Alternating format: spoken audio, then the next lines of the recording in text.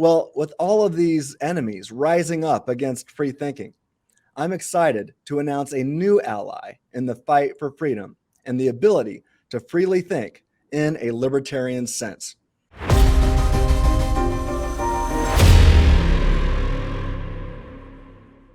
Welcome to a Theological Dust-Up, hosted by FreeThinking Ministries. I'm Dr. Tim Stratton, and today we're going to be discussing one of my favorites in the cumulative case of apologetic arguments.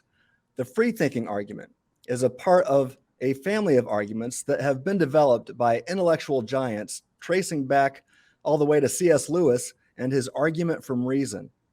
Since I first advanced my particular version of the argument exactly 10 years ago this summer, it's evolved over the past decade as it has adapted to criticism. The big ideas behind the argument, however, have remained. I believe this is the case because many who object to the argument do not attack the big ideas behind the argument, but instead merely attack the wording of certain premises. If the big idea is left unscathed, all one has to do is adjust the wording of the premise in question, and we're back in business and off to the races. Among other things, the free-thinking argument seeks to debunk the thesis of determinism. Now, determinism is the idea that antecedent conditions are sufficient to necessitate all events or effects. This is often referred to as causal determinism. Exhaustive divine determinism, EDD, or ED, as I like to call it, is the idea that God determines all effects, especially all things about humanity, which would include all of our desires, intuitions, thoughts, beliefs, actions, behaviors, evaluations, and judgments. These things are not up to us if ED is true. Each and every one of them, however, would be up to and determined by God. With determinism in mind, the free-thinking argument is typically aimed at those who affirm a robust naturalism and the determinism which seems to be entailed by this view. In his book, Where the Conflict Really Lies, Alvin Plantinga writes, "Naturalism is the idea that there is no such person as God or anything like him. Immaterial selves would be too much like God, who, after all, is himself an immaterial self." On other occasions, however, the free-thinking argument is aimed at Calvinists who affirm exhaustive divine determination. With this in mind, the free-thinking argument has made many enemies who have all become strange bedfellows. Naturalists, most atheists, and Calvinists have joined forces to fight against freedom. While some people love the free-thinking argument, others seem to have a revulsion against it. I believe this reaction is often related to the fact that the free-thinking argument calls into question something all people hold dear, their own rationality. Well, with all of these enemies rising up against free thinking, I'm excited to announce a new ally in the fight for freedom and the ability to freely think in a libertarian sense. Ladies and gentlemen, please welcome one of the most famous philosophers in the world today, a man who has been one of my biggest influences as I have sought to love God with all of my mind. It's a pleasure to introduce to you Dr. Jp Moreland. There he is. How are you doing, Dr. Moreland? I'm doing really well. And Tim, if I may, go ahead. It's quite a privilege to be on your show, and I want to thank you so much for inviting me. Well, JP, the honor is mine. And like I said, you have had such a huge impact on me. I'm sure you don't remember this, but 10 years ago when I started attending Biola, you and Dallas Willard and Scott Smith did a 3-day or at least a 2-day seminar together. And this was the first classroom experience I had on the Biola campus. And so that was with you. And you just had a huge impact on me right out of the gate. And you continue to, all these years later. I've been reading your book on miracles lately, and it's just completely blowing my mind and making me cry from time to time, tears of joy. Yes. So just want to thank you for all your work. Well, thank you, my brother, and I'm so proud of you. So I appreciate those words. Yeah. Well, it's been a lot of fun. We've both been having fun, I think, over the past several weeks. Um, I've referenced you quite a bit regarding the free thinking argument over the years, and I was working on a project, and I just wanted to send it your way just to see if I was getting you right, because a lot of people were telling me that I wasn't getting you right, and so I thought, well, I just gotta go to the source here and see what you thought. And you got back to me and you said that you loved it, and we started talking more and more. And the next thing I know, you and I are writing a paper together, explaining and defending the free thinking argument that we're going to be submitting to a journal here shortly. So, any quick thoughts you'd like to say on that before we get started? Well, the reason that I wanted to be a part of this is that I have uh, thought for decades that the argument from, quote, reason against determinism was successful, Mm-hmm. and that there are many different versions of that. But the free thinking argument that you present captures a very important aspect of this, and it also has the uniqueness of being an argument that surfaces an epistemic problem of evil for God's existence. And I really liked that, and so it caught my attention, and I was privileged to be invited to be a part of it. Hmm. Without getting into too many details, because we want people to actually read the article when it's published. But in general, and maybe you just did kind of answer this, but why do you like the free thinking argument, and why have you chosen to make this our argument as we advance this together in a forthcoming journal article? Well, as I hope we'll share as the program goes on, there are certain things about reasoning and deliberation that we all know about ourselves, or I will claim. And those are inconsistent with a process of so-called deliberation being causally determined by factors that begin outside of me and over which I have no control. And so that captures me. But then the question is, why is it that I then have false beliefs? If I'm an ed advocate, why is it that I end up having false beliefs? And you've got to trace it back to God's first moving causality. Mm-hmm. He is the ultimate and real efficient cause of our false beliefs. And that raises a problem of divine deception. And you can't say, well, the fall is the reason because our faculties aren't working properly, because that was itself a part of divine determination. Right. And so those are issues that interested me, and I wanted to develop further with you. Cool. Well, in the recent past, as I noted earlier, some online detractors, when I've referenced your work to support my own as I've advanced the free thinking argument, have responded by saying that Tim Stratton doesn't understand Jp Moreland. Well, I think the fact of the matter is that these detractors haven't understood me. In fact, I've got to tell you, I'm currently in the midst of reading a 300-page document written by one of my online detractors. And it's become clear to me that he didn't quite understand me, but I'll be talking about that more soon. But with that said, do you think that you and I understand each other? Are we on the same page? Yeah, I can't see anything that you've written or said about this subject that conflicts with anything that I believe. And so, yeah, we're on the same page. Excellent. Excellent.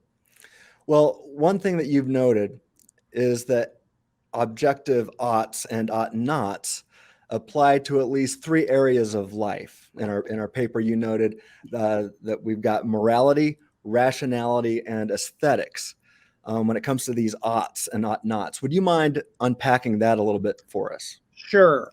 If you violate a moral ought, you've done something immoral. You didn't keep your promises. Mm-hmm. If you violate a rational ought, you've done something irrational. You should find the defendant guilty in light of the evidence, which is overwhelming, but you draw a conclusion against all the good evidence.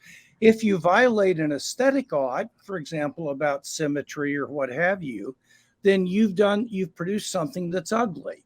The reason it's important to know this is that, setting Christians aside, it's important for all of us to realize that oughts and ought nots and genuine responsibility for praise and blame are present all throughout life and not just in morality. Yeah. Because an easy way out for a naturalist, if we limited problems with morality and determinism, would be to say that they're non-cognitivists, they hold to some emotive theory, or error theory, as J.L. Mackie put it, or they're relativists. But when it comes to reason, you're getting now down to something that you have to use it to deny it. And so this becomes an inescapable problem. So I wanted to start broad and to make the point, this isn't just limited to moral oughts like many people think. It goes much broader than that. And this is related to aesthetics, but as a musician, I can definitely attest to the fact that there are oughts and ought nots when it comes to music. I mean, there's some sounds that we can make with musical instruments or even with our voices that we all know are they're wrong. They don't approximate to truth or to reality when it comes to objectively good music. Right. But speaking of oughts, one thing I like to say is that no possible world exists where God causes and determines me to think X, whatever that is, but I really should have or ought to have thought otherwise. So help me out, JP. How does it make sense to say that I should do or think something other than what an omnipotent God causally determines me to do or think?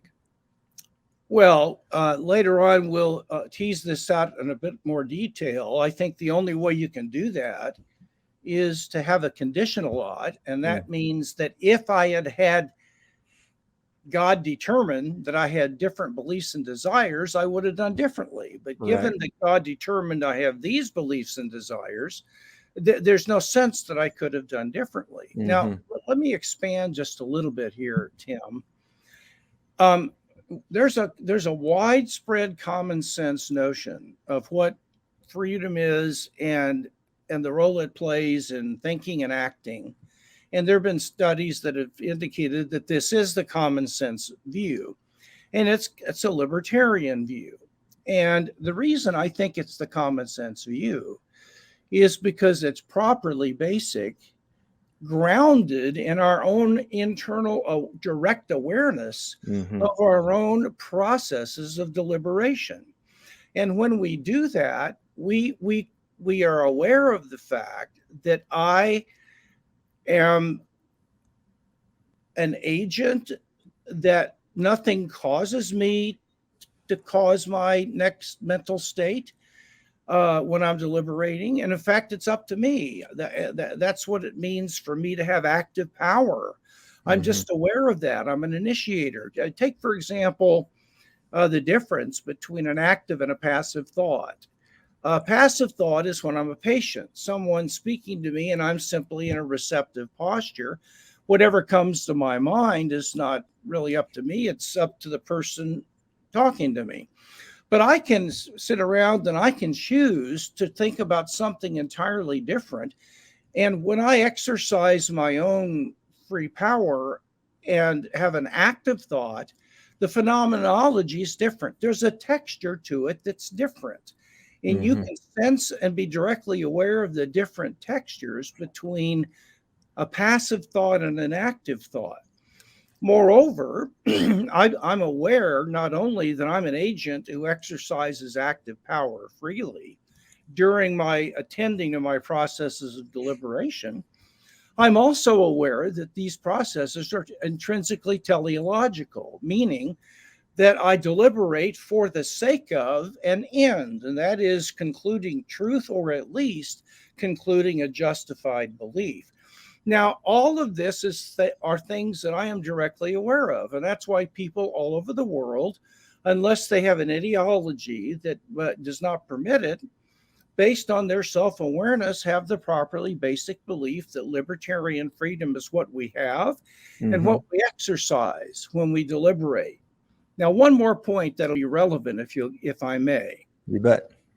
Consider the following thought experiment. Suppose a mad scientist moved into a house across the street from me, or from some fellow named Joe, let's say. And in the middle of the night, he sneaks into his room. Joe doesn't wake up, but he plants an electrode in his brain. And he goes back across the street, and he has a computer terminal such that he can tap in any command, and it will cause that computer chip to vibrate in a certain way. That will cause certain brain states to occur, and that will deterministically produce a belief desire set in that person. So Joe doesn't know anything about this. He gets up the next day. He's walking down the sidewalk, and he's about to cross a person walking past him.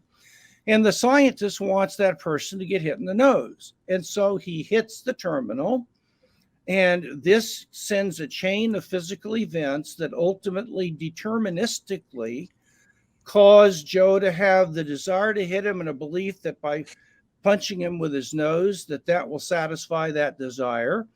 And that mental state deterministically causes him to hit the guy in the face. Now, I am saying that Joe isn't responsible for hitting him in the face. The scientist is. In fact, the scientist hit the guy in the face through Joe. Joe was the instrumental cause. The scientist was the first agent cause of that action. Now, it doesn't matter if it was a personal controller. You can put an impersonal controller. So let's just suppose that there's an asteroid that circles the Earth, and it comes close to our orbit 2 times a year. It's been doing that for centuries. And it just so happens to be a certain kind of asteroid that when it's close to our atmosphere on a given day, twice a year, its wavelengths interact with human brains in such a way that they deterministically cause a certain belief to occur to a person that they have a feeling of conviction about. Well, I would suggest that the occurrence of that thought or belief, while it's inside the agent, they're not responsible for it. So if it's a false belief, they're not responsible for having it, because it isn't really their belief to begin with. It's not their belief in the sense that they weren't responsible for producing it. It was produced by an asteroid. So most people resonate with those thought experiments. If something is produced that makes me do something and it's outside of my control, I'm not responsible. Definitely. No, that's 2 great thought experiments. It definitely doesn't seem like that humanity should be held responsible for any of our false beliefs during that asteroid thought experiment. And it wouldn't make sense for God to hold us responsible for that either. So I first scribbled down the first iteration of the free-thinking argument in Dr. Smith's classroom at Biola 10 years ago. And I showed it to him after class, and he immediately told me that I had to read your book, Scaling the Secular City, and read it as soon as possible. So I did just that, and I found it quite helpful. In fact, it really served to develop my thinking about free thinking, not to mention how I've gone on to defend some of the ideas behind the free thinking argument since then. So, JP, how long have you been thinking about the importance of free thinking as it pertains to rationality and this epistemic responsibility? Well, I came to Christ in 1968, and about a couple of 3 years later, I began to read C.S. Lewis, and I bumped up against his argument against naturalism from rationality, and I learned about the Anscombe debate and all that. And so Scaling came out in 1987, and so I've been thinking about this for a long time. Now, I must admit that it isn't the primary thing that I think about. I've had other areas of philosophy that I've been more focused on. But this has never been out of my mind, and I have spent a good bit of time thinking about it, though it just hasn't been primary to me. Yeah. Really quick, tell us some of the other. What would you say are the main things that you think about? Well, now it's philosophy of mind and Mm-hmm. defending the reality of the soul and the immateriality of consciousness. And it has also been philosophy of science and ID theory. Mm-hmm. A long time ago, it was arguments for God's existence, and I still think about that, but I've Mm-hmm. sort of put that aside. I'm doing okay with that. And so those and ethics, I used to think I was on a bioethics committee, but it's been more metaphysics and philosophy of mind in the last 15 years or so. Yeah, I think the whole concept behind libertarian free thinking is related closely to consciousness and immateriality in the mind that you have focused on. And this is a metaphysical argument that's also highly related to epistemology. What do you think about that? Well, I agree with that. And what people have to first realize is that acts of knowing and processes of deliberation are real. They're real events and processes that occur in the real world. And therefore, there's a nature to them. So there is an ontology to knowing and deliberating.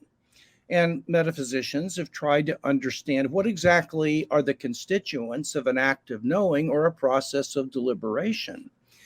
And the fairly, what I'm just going to call common sense view of this, and I believe the most defensible view of these things, entails that certain epistemic conclusions.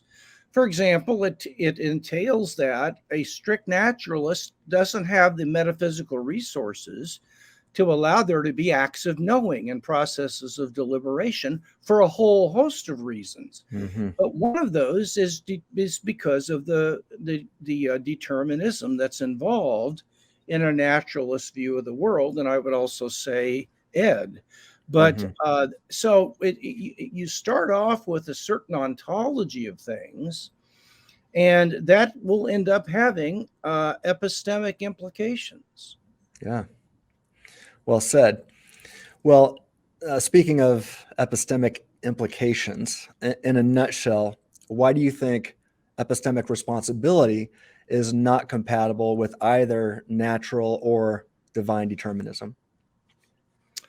Well, when you take a look at, when you focus in on what we're doing when we engage in an act of deliberation, maybe about where I'm going to go on vacation, or what have you, there are certain things that you're aware of while you begin and as you go that process. One of the things is that I, as an individual self or agent, am the thing doing the deliberating. I am not this little passive theater through which a chain of deliberatings are running through. I am deliberating. Yeah. And I am deliberating insofar as I am the subject that is able to initiate where I'm going to direct my attention. Now I would like to think about these counter arguments here, or maybe I should not go to a tropical place. What are the arguments for going to Europe? And so I am making choices about the different things I'm going to weigh.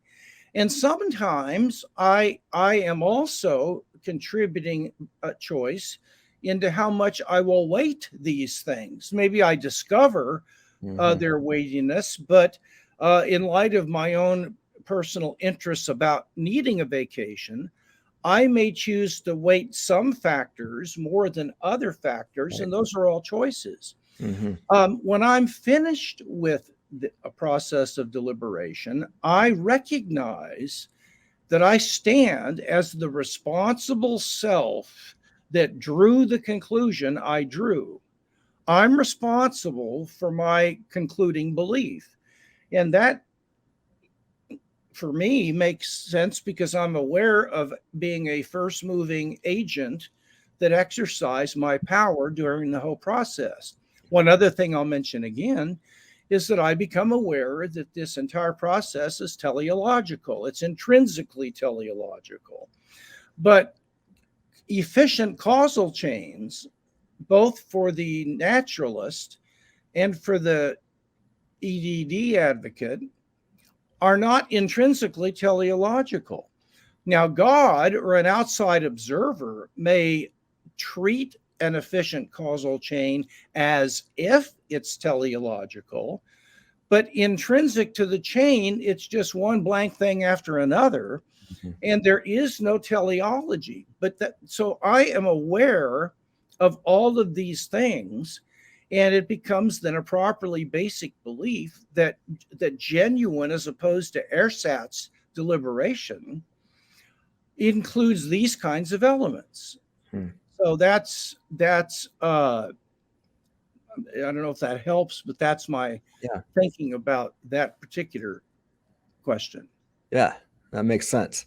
So you mentioned responsibility, and so there's typically much talk about the ability to do otherwise. And you mentioned this earlier.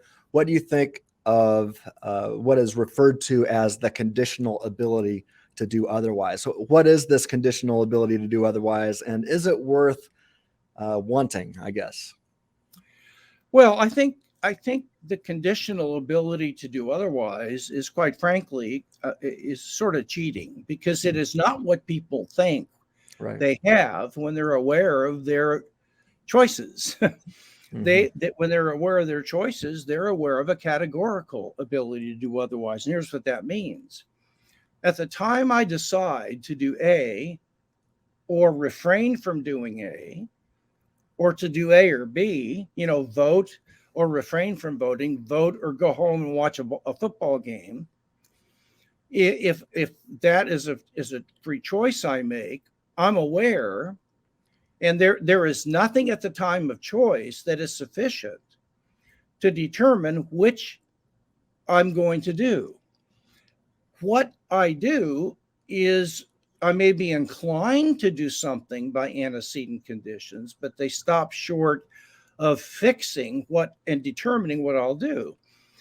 What alternative I perform is ultimately up to me, my exercise of active power. Now, that's a two-way power. That is, it's a power to act or refrain from acting. And either one is up to me. But that is not possible on a compatibilist or a strict determinist view. And so, but they don't want to deny that we have an ability to do otherwise. So they come up with a different understanding of it than the common sense notion, to save that ability in some sort of watered down sense, so that they can hold on to their determinism. And what they do is it's a conditional ability. And here's what that means. Suppose that at some time T1, I have my whole mental state is of such a nature that it is sufficient to determine that I'm going to do A. Now, could I have done B? Well, yes, if the causal chain leading up to my total mental state had put me in a different mental state, so that different mental state than the one I'm actually in would have causally determined me to do otherwise. And so my ability to do otherwise is conditioned on my mental state being different from what it actually is now. But either way, it's determined. And on this view, when I am in the state of moving my body to vote, let's say, there is nothing I can do at that moment other than what I'm determined to do. So that's why I consider it to be watered down. It doesn't really give me, at the time of choice, the ability to do otherwise. Instead, it smuggles in this condition. Well, in another possible world at the time of choice, had you had a different overall mental state, then that would have deterministically led you to do otherwise. But I'm talking about this world right here. Right. Do I have the ability to do otherwise given my mental state? No, I don't. Yeah. And that's Well not real ability, I don't think. No, I agree with you. At the end of the day, it seems like for the one who that advocates for exhaustive divine determinism, it is basically just saying, well, if God would have caused you to do otherwise, you would have done otherwise. I said, well, big deal. That doesn't seem to be something worth wanting. Yeah, and the reason it's not worth wanting is that it's like I said before, it's ersatz ability. Ersatz means bogus or counterfeit. Yeah. It's not the real thing. And people who are taught this in undergrad classes recognize, hey, that ain't real ability, man. I mean, if I'm going to have real ability, then at that moment of choice, I have to be able to do it or not do it, and it's going to be up to me. Nothing has to change in me first. Yeah. Well, let's continue talking about these analogies, I guess. In our paper, we refer to exhaustive divine determinism as a puppet show. Now, this is going to raise the ire of many Calvinist determinists. And so why do you think this analogy or illustration is justified, and why is it relevantly analogous? Well, puppets don't do anything. The way puppets move is fully determined by the hand that's inside the puppet. Right. And so a puppet show is where a group of puppets don't really act. They simply move according to the way they're determined to move by what's inside them. And the compatibilist wants to say that what moves us is a mental state inside us, like a belief desire set. I don't act. The belief desire set causally runs through my body movement in the right way. And that's what causes me to act. It's not I, but something in me. And that belief desire set was itself the result of a causal chain leading up to it, over which I had absolutely no control. Right. And so marionettes or a puppet show, they both are good analogies for that view. They're not false. Pardon me? They're not false analogies. Right. So what if somebody said, well, yeah, but puppets, they don't have intentional states of consciousness. So it's not a good analogy. What would you say to that? Well, I would say let's give the puppets intentional states of consciousness. For the naturalists, they're epiphenomenal. They don't cause anything because of their commitment to the causal closure of the physical, that the micro-physical level is the only place where real causality occurs. And for the compatibilist, your mental states don't really have any causal powers that they can activate. They are movers. They're passive liabilities that have to be triggered by something before they trigger the next liability. And so even if the puppet show, the puppets have these mental states, they're causally impotent to perform an action for which they're responsible, because all that those mental states can do is whatever causes them, they have to cause the next state. There's no originative power to act as an agent. So they're just things that chains of events are passing through. Yeah. One of them happens to be a mental state. Big deal. Right. And on this exhaustive divine deterministic view, that word exhaustive is there for a reason. We want to highlight that we're talking about everything. So that includes exactly what the puppet is thinking of or about, and Exactly. how the puppet thinks, how the puppet judges or evaluates. None of this is up to the puppet. It's all up to God on the ed view. So I think it is definitely justified to refer to exhaustive divine determinism as a puppet show, and I think it is relevantly analogous. Well, JP, I found it interesting and kind of funny that some have objected against the free thinking argument by saying that it assumes a particular model of epistemology. In fact, I've been told by some externalists that my argument assumes internalism, and then I've been told by some internalists that the free thinking argument assumes externalism. So, does the free thinking argument assume a specific epistemic model, and is exhaustive divine determinism a problem for both the internalist and the externalist? Well, let me start with the second question first.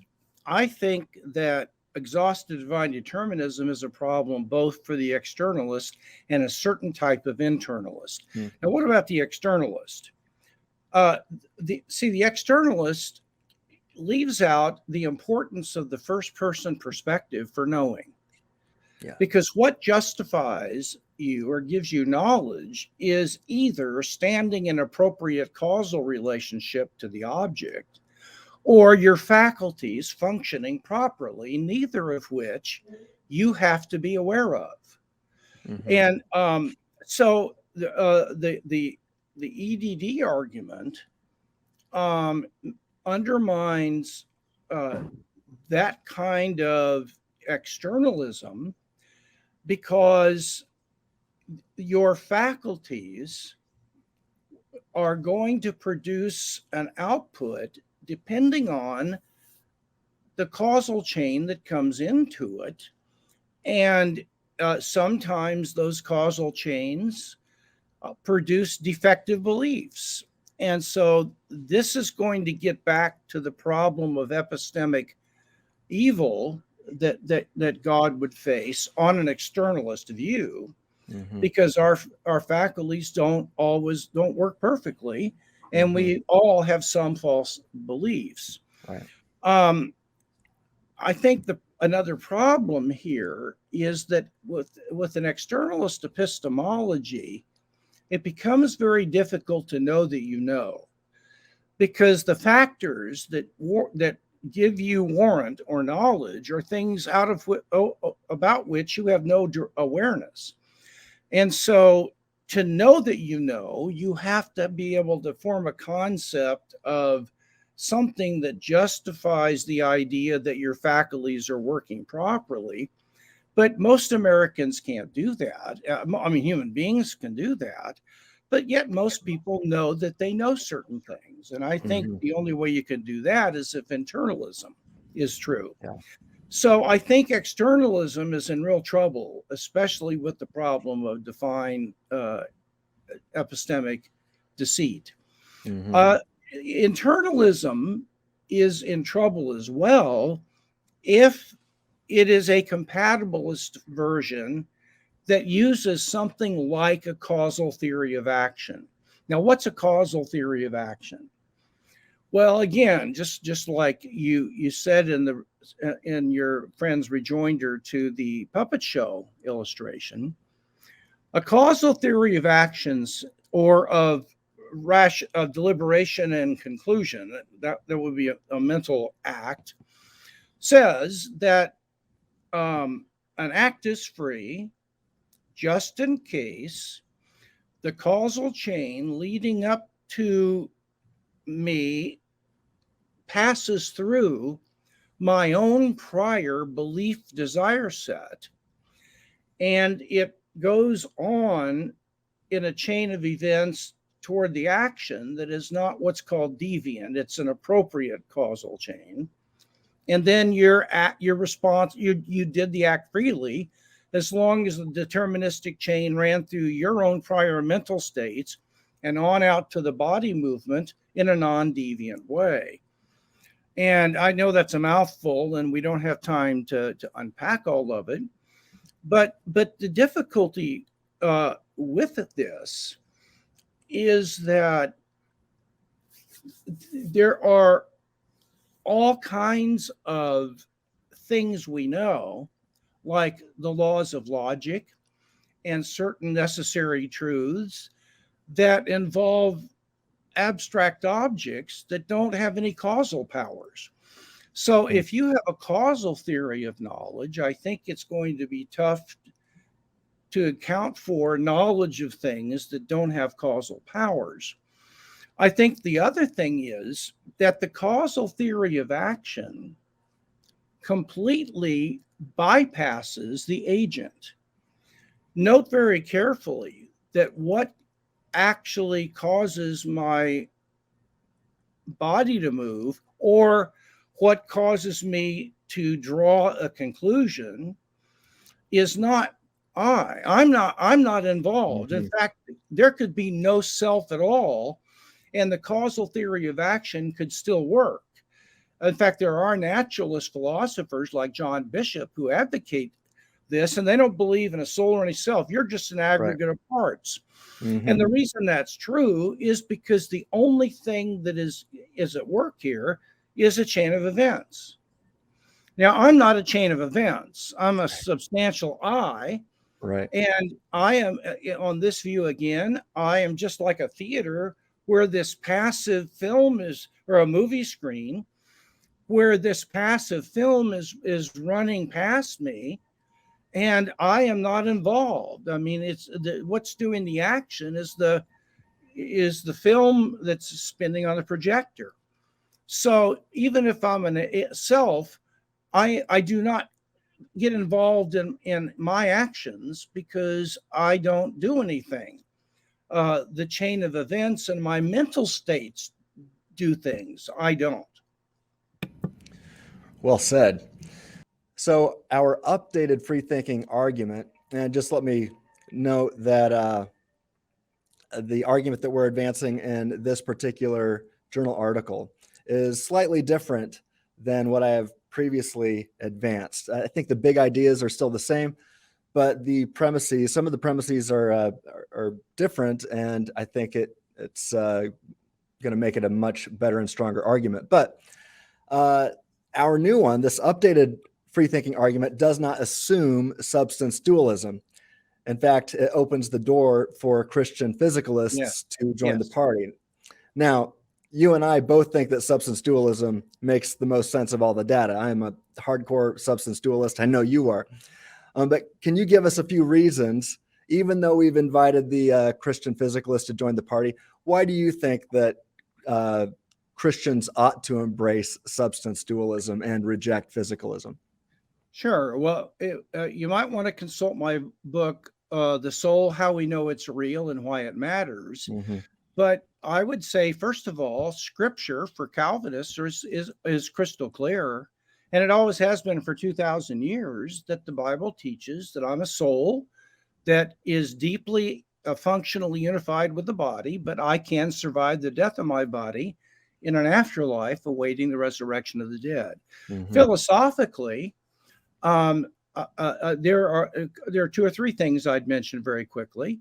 One is that any physical object whatsoever that's spatially extended is divisible. You take a table.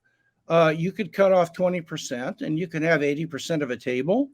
You could have 80% of a methane molecule. You could have, if God divided an electron, you could have half of an electron left. So all material objects that are either composed of parts or are extended in space can be divided and can exist as a percentage of its original self. But it doesn't make any sense to say there's 80% of a person, right, or there's 2/3 of a person. Persons are all or nothing kinds of things. They're not divisible. Now, they can be divided in their functioning. Even Jesus taught the left hand doesn't know what the right hand's doing. Right. So in split brain phenomena, our functioning is divided, but the self isn't divided. There's a syndrome, Tim, called Dandy Walker syndrome, which you can go online and get an x-ray of a person's head, they have 10% of a brain. Mm-hmm. And yet they function 70 to 80% like normal people. Right. Well, if I'm my brain or my body or some physical object, an animal of some kind, then there's only 20% of me. Or if I lose my arms and legs, I'm only a 60% person. But that's unintelligible. It makes sense to say I'm a complete person that lost 30% of my functioning. So that's I'm not divisible and can't come in percentages, but my brain and body can. Secondly, if you take a physical object and change their parts, it's not strictly the same physical object.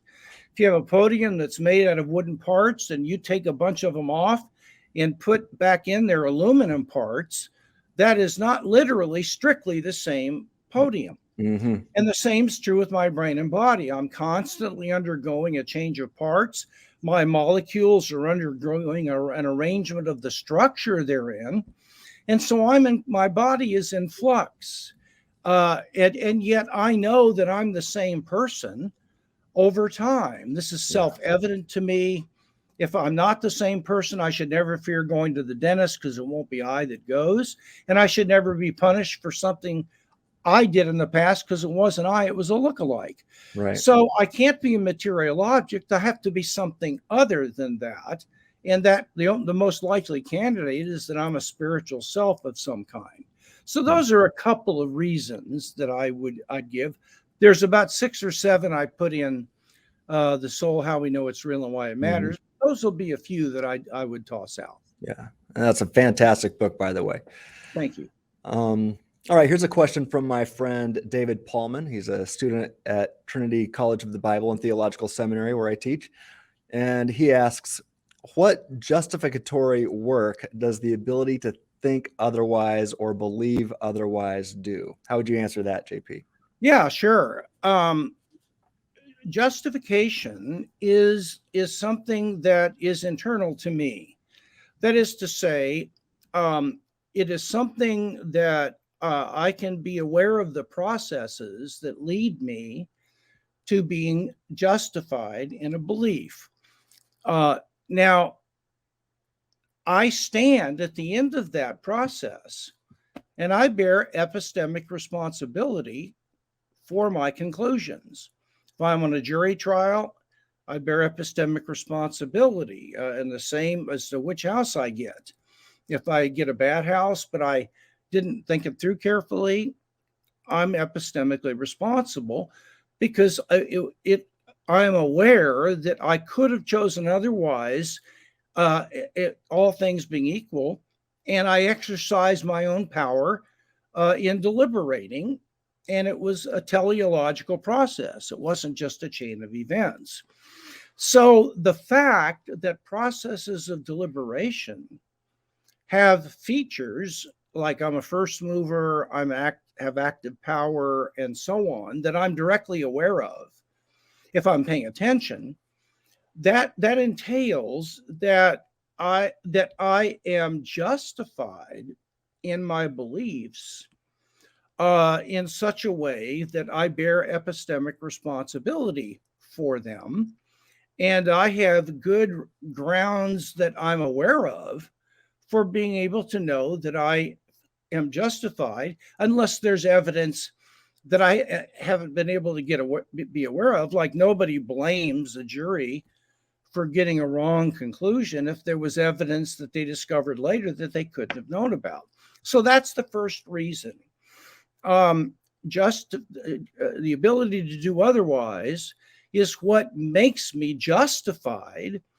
Otherwise, wherever I ended up wasn't mine. It was something that passed through town, and I bear responsibility. The second reason is this, and Daniel Dennett writes about this. They discovered this wasp called the Specs Wasp, SPHEX, I think it was, Specs. Now, this wasp was completely determined in its behavior. And so what it would do is it would come up to a nest with some food for the little babies inside. It would set the food down. It would go inside and check out everything, come back and get the food and go in and feed the little babies. Now, if the wasp came up and put the food down and went in to check the babies, but the scientist moved the food just a little bit, the wasp would come back and would do the process all over. It would move it back to where he laid it down. And what the wasp lacked was flexibility, the ability to do ceteris paribus judgments and to determine what's relevant and what isn't. So anything that rigidly runs an algorithm can't think, because thought and deliberation require my ability to flex in light of my awareness of new information and judging that doesn't matter or it does. And those involve choices. But if at the end of the day, Dennett admits, given determinism is true, we're all Specs Wasps. And there is no freedom or rationality in the ordinary sense. And so that the second reason is, if determinism is true, we turn out to be Specs-ish, and we lack the kind of flexibility that is constitutive of ordinary acts of deliberation. That's well said. And I like how you said, you brought up if we are paying attention and if we are being careful. And, if, for example, if exhaustive divine determinism is true, the level to which we pay attention isn't even up to us. We can't be more careful if God determines us to think in a certain manner. Well, we can't be more careful than how God is determining us to think. So I think that's additional problems for that deterministic view. And I would just add that there is no justificatory work to be done if something or someone else determines all of your thoughts and beliefs. So what you think of and exactly how you think about it. So for example, combine Ed with the fact that no one is infallible when it comes to metaphysical and theological beliefs. And now, adding those two things together, there's reason to doubt one's determined metaphysical and theological beliefs, including those that we're discussing right now. So to have a justified belief, it seems, one must take it to be the case, and it actually must be the case, that something non-rational or someone untrustworthy is not causally determining one's entire mental process. And so, JP, you and I demonstrate in our paper that untrustworthiness is entailed in any deterministic view combined with the real world. So we also show why our account provides the best hope of rationality. And I would say we also demonstrate that although you and I believe we possess a categorical ability to think otherwise, the free thinking argument can be defended without appealing to the categorical ability to think otherwise, just by showing where the source of these thoughts is coming from. And if it's an untrustworthy source, then that provides reason to doubt our beliefs. Is there anything you'd want to add to that? Well, I just think I learned from you that application actually when I read your contribution to the paper, and I just think it's rock solid. I would just add, I think the problem's even worse, because even if God is trustworthy, we could never know that, because what determinism leaves out is this whole issue of being a rational agent as opposed to being a passive theater. I keep returning to that. But if determinism is true, then whatever passes through me is going to pass through me. And I don't have, so deliberation is a misnomer. There's just a series of events that run through me.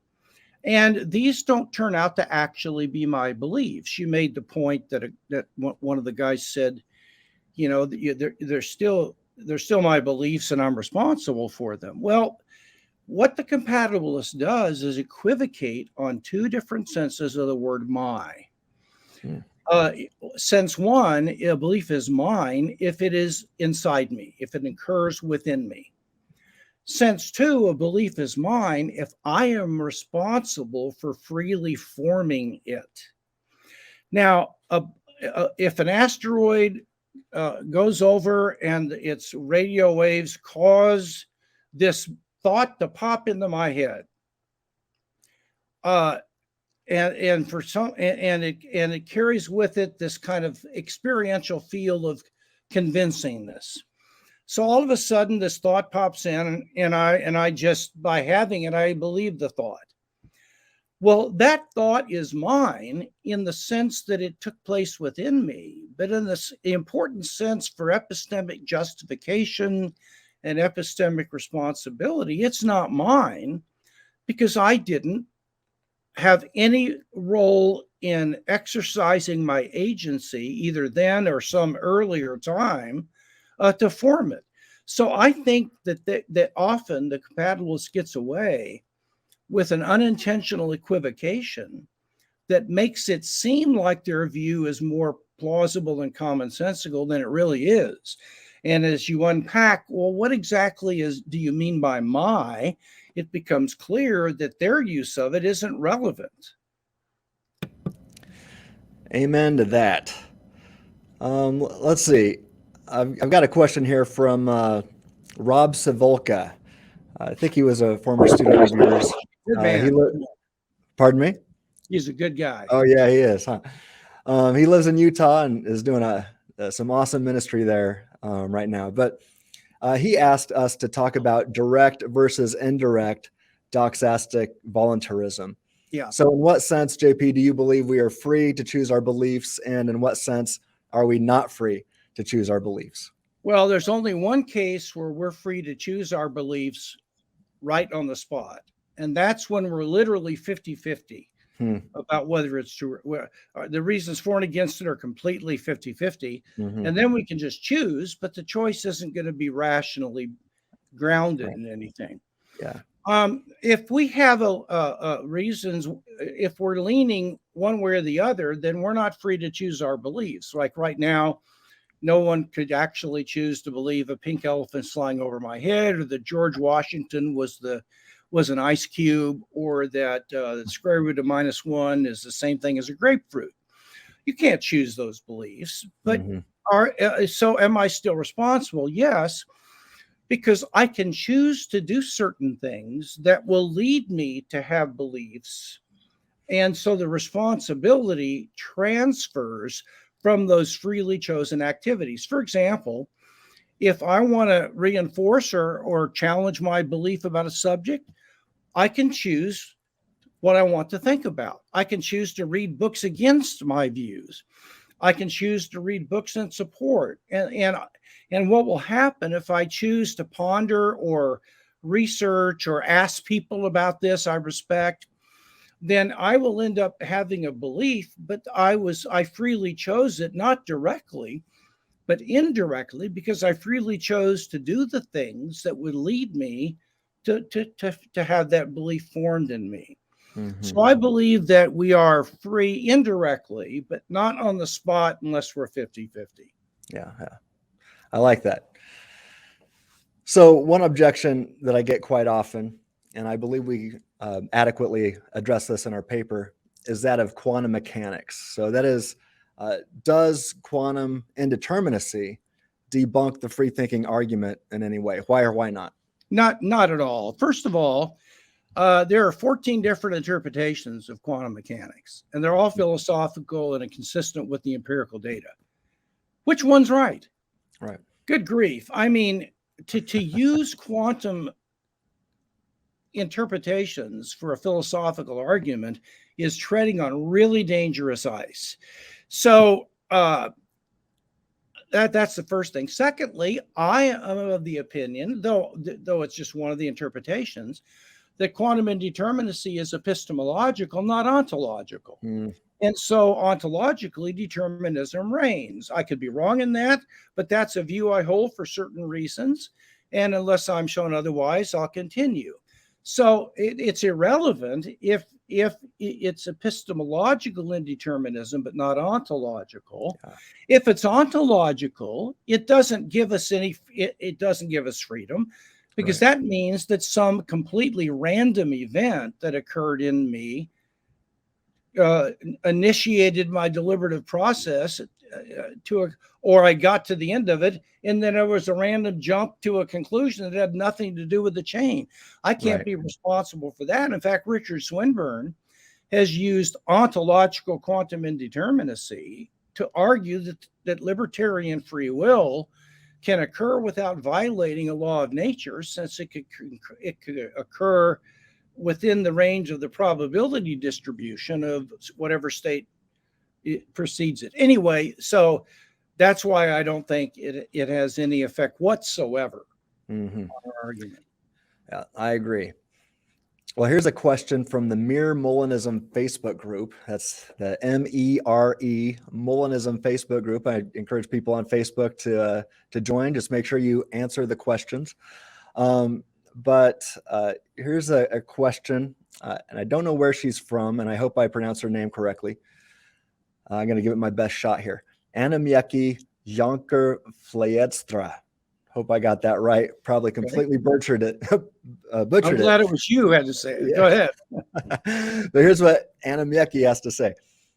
I have heard a determinist argue that even if libertarian freedom doesn't exist, people can still reason about things, but it is just that one of his reasons will definitely align with his already set desire, and thus he always ends up doing what he desires, a desire that was determined by a previous cause. And she adds, he would then argue that rationality and knowledge are possible even without libertarian freedom. Does that make sense, JP? No. First of all, just a picky point, she should have talked about belief desire sets, not desires, because desires don't generate and body movements. It is a belief that it's going to rain, plus a desire to stay dry that causes the picking up of an umbrella. Just a picky point. The first thing is that she equivocates on the word his when she says one of his reasons will definitely align with his belief desire set. Yeah. And as I already pointed out, these are his in the sense that the reason states, the belief states, and the desire states occur within the borders of his body. So they're inside of him spatially. That's true. But they're not his in the sense that's important. They weren't the result of his own exercise of active power in deliberating. He doesn't stand at whenever this reason aligns with his belief desire set as the responsible person who actually drew that conclusion. So I don't think they are his reasons. I think they're in him, but they're not his in the sense that they are the result of his epistemic activities. Secondly, the whole notion of aligned with is troubling to me. I have no idea what that means. I think what it has to mean is caused by, because what you've got is a causal chain, and whatever we're going to call a reason aligns with the desire, just in case it is caused in the right way by the chain between the desire and that reason. And I don't think having a causal chain produce something has anything at all to do with its corresponding to something.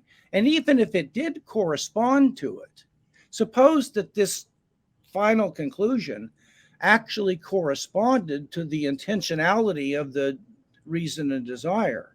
Okay, let's grant that.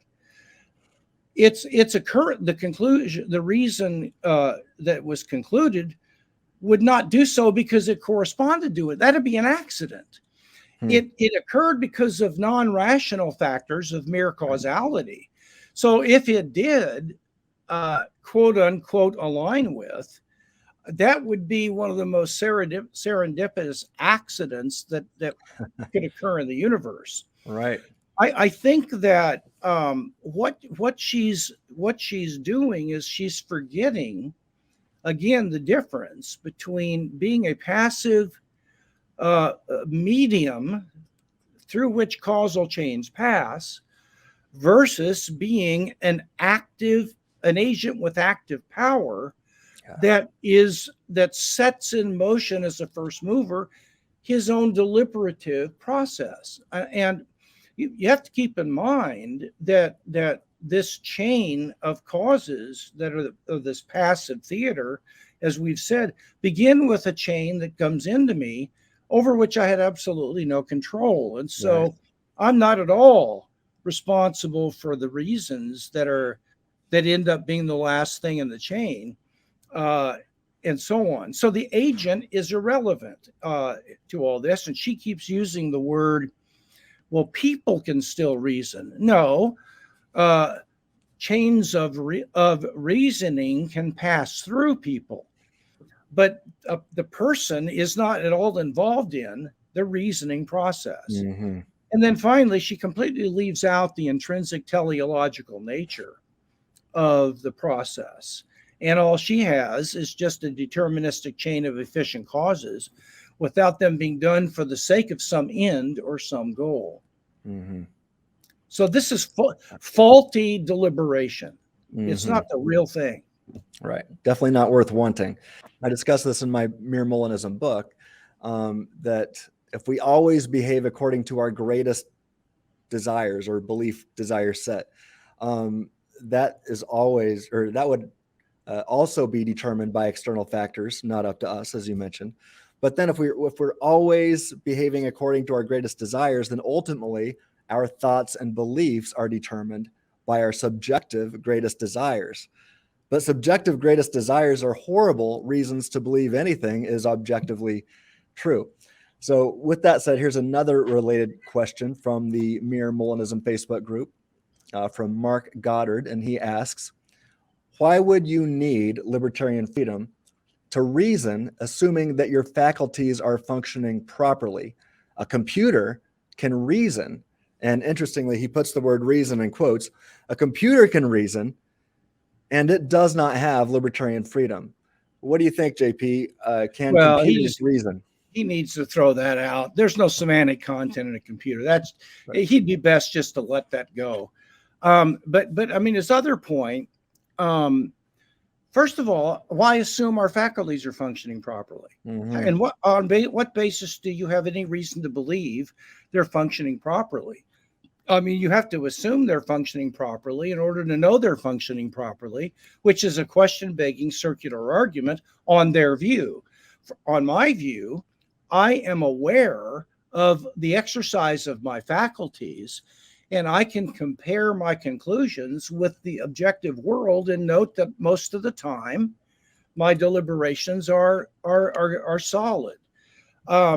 So I think that this kind of argument, it doesn't matter if your faculties are functioning properly, because you would not be able to justify your assumption that they are. It would literally be a brute postulate. And it's very difficult to build a solid argument on the foundation of a brute, unjustified posit. Mm. I think the other thing would be that your faculties aren't in fact working properly, because I'm not going to beg the question here, but because the faculty of the will and its relationship to thought is not functioning properly in a deterministic view. The role of the will in thought is to give people the power to change their views if they have intuitive insight into something, and they stand as responsible reasoners. You know, have you ever heard of akrasia, weakness of will? Mm-mm. Well, weakness of will is what Paul seems to be talking about in Romans 7, where you do not do what your overall strongest preference is. But for the Right. compatibilist determinist, you always do what Mhm. your strongest overall totalized mental state, we'll just call it preference, causally is sufficient to determine. But according to Paul and my own awareness of my life, there are a lot of times when there is something that is, in fact, my strongest preference, but I refrain from acting on it, or I act contrary to it, even though I don't want to. Right. And or sometimes I am convinced that there's something that is the best thing for me to do, but I have weakness of will, and I refrain. I don't do Right. it. Well, there Mhm. can be epistemic acrasia, where there is a conclusion that I should draw, but I get weak feet or about it, and I don't draw the conclusion I ought to. And it's that power to refrain from drawing the conclusion that my deliberative process indicates I should draw that makes me capable of being a responsible reasoner. Right. If I didn't have that power, then it's determined before I even get started thinking. Mhm. So I say those are, that's what. I want to say he is not actually, if he is a determinist, he is not going to be able to give us a genuine case of real deliberation. It's going to always be a substitute, a watered down substitute that will have implications that are unpalatable for real deliberation. Yeah. Yeah. And, bringing up the computer objection again, I would add that John Searle has done a fantastic job of demonstrating that computers, while they might fool an ignorant human, do not think of or about their current beliefs or potential beliefs, if they ought to reevaluate their current worldview, etc. So a computer does not possess intentional states of consciousness, this ofness or aboutness, what we call intentionality. And if a thing cannot think of or about competing choice options, like a computer, then a computer cannot rationally infer the best explanation among the competing choice options if you can't even think about them in the first place. So, and on top of that, why do humans trust the calculations of computers? Well, it's because we trust the computer programmer.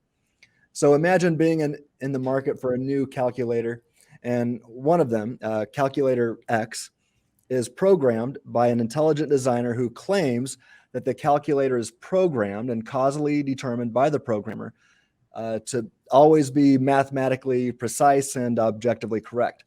And the programmer desires and determines the calculator to always correspond to reality and produce truth. So you can trust what's on the screen. Well, the other calculator Y is intelligently designed and determined to only calculate correctly 75% of the time.